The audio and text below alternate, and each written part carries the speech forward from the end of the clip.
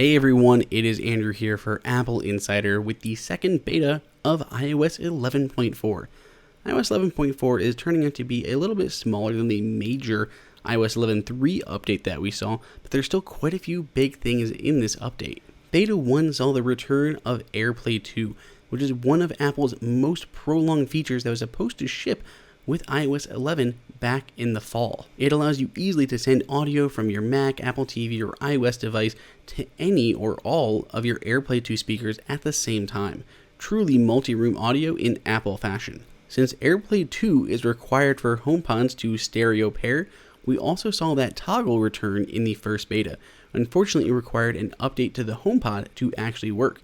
Since it does require that update, and that update is still nowhere to be found, that little toggle switch, that little option, has been removed in the second beta of 11.4. There were a few major bug fixes as well here in the second beta of 11.4, including some issues with AirPlay, where there would be a pretty big delay when streaming from the YouTube app, some issues with music, where in certain circumstances, playback might get stuck at the end of the first track, and keychain issues, where the shared web credentials API always returned the Air autofill disabled. For those in business environments, a few MDM issues were also taken care of. AirPlay 2 continues to get perfected. It seemed remarkably stable here in Beta 2, and it was really quite good in Beta 1 as well. There are definitely some issues here with AirPlay 2 working across different betas. If you happen to have an Apple TV, like this bedroom Apple TV that has not been updated, it just simply won't connect.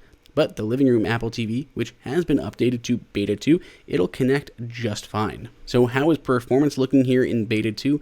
As usual, we ran a Geekbench test, a couple of them in fact, just to see how it was performing. And it turns out remarkably well, especially compared to the last test that we ran with the release of iOS 11.3.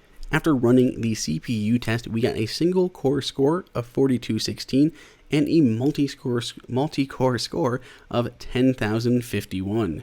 If we take a look back at time at what we got on the release of iOS 11.3, you can see a single core score was 4149 and our multi-score was 10,088. So overall, multi-score has dropped down just a little bit, but single core has gone up. As a quick refresher, back in the original iOS 11.4 Beta 1, we saw, of course, AirPlay 2.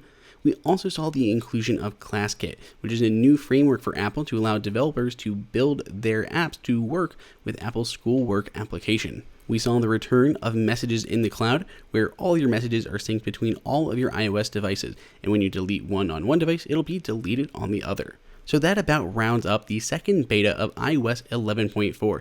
A few more optimizations and small tweaks as we get closer to release. If you found anything else, be sure to let us know down below in the comments.